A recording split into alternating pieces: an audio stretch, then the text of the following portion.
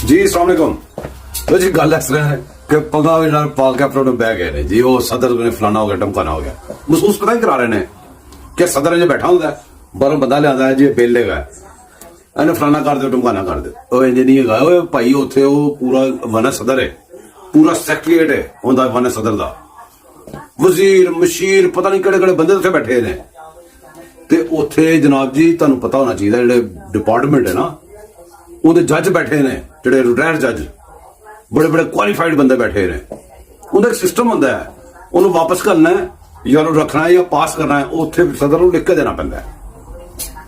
वो टाइम लंघ गया, साइन नहीं किते जी, वो साइन नहीं किते, टाइम लंघ के टाइम लंघ के तो पूरा हो जाएगा, वो मतलब कि वैलिड हो जाएगा, ठीक है वैलिड भी हो गया, उहदे ते अमल दरामद भी शुरू हो गया, उहदे ते बंदे भी चुके गए।